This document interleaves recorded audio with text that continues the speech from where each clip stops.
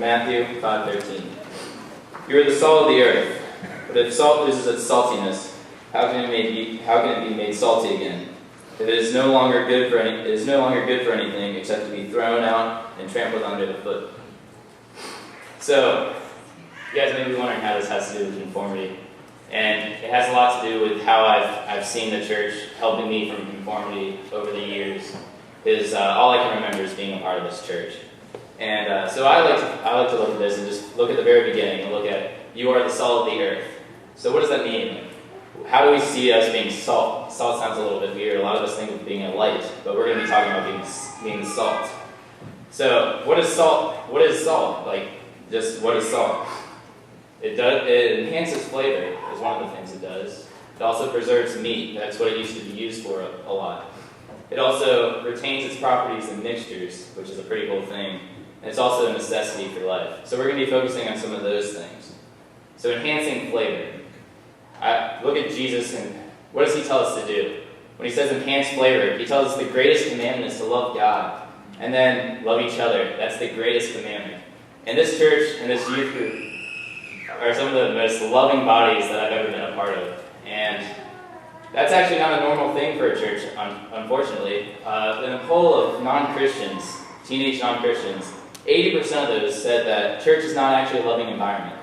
And I'd say our church is pretty loving, so I'm blessed that it's been like that. And then 85% of those same people that were polled said that, church is actually full of a lot of hypocrites. And I can't say we have any mean girls here. I haven't seen any of those. So I've been pretty blessed with that. And how essential is this love? Well, think of salt. How much we use it to enhance flavor in our food. Salt is supposed to essentially be as vital as salt is to a salt pretzel. I mean, I don't want a salt pretzel without any salt. That's just not right.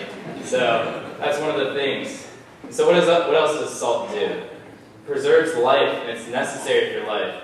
I remember looking at a Rob Bell video, and he said that salt there's salt in our bodies, 3.4 to be exact. And if we had 1% more salt or 1% less, we wouldn't be living. That's how vital salt is to our lives, and that's how vital we are to the world. In ancient times, salt, besides the sun, salt was the most vital thing, the most precious thing, and salt was coveted. So when Jesus said, yes, you are the salt of the world, he's actually giving us a great compliment. Us being his followers, we're the greatest people on earth, but we're still ordinary. And then, how do we preserve life? Well, there's life after, and I know my life started to be saved when I came here. Just looking, I was baptized right there. That's the statement that I will be saved. And then also, the Sunday school teachers. I can't say enough. You guys are the ones that started, besides my mom and my dad. You guys are the ones that started me learning about my faith, learning about Jesus, and really forming that relationship. So I can't say thank you enough. And then, the last thing, what does salt do? It retains its properties in mixtures. Looking at that, I remember saying during the kids' time, if my mom always said, if your kids your friends jumped off a bridge, would you? And I mean, we all laughed at that, but that's pretty true. That stays true in our ministry.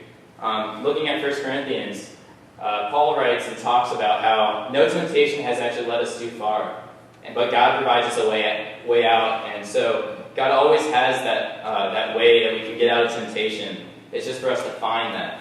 And so when we go out into a ministry, because that's what he's talking about, when we're going out in the ministry for God, what does that say?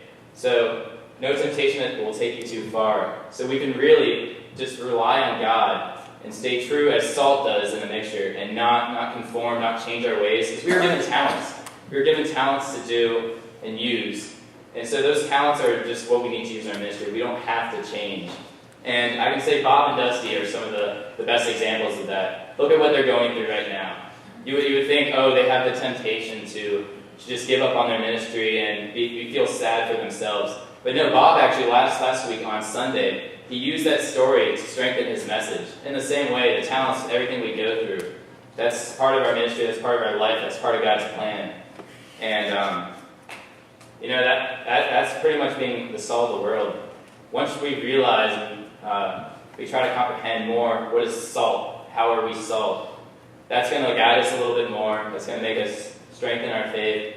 And if we go into the ministry as salt and do not conform, that's really how we realize truly how great God is. Thank you.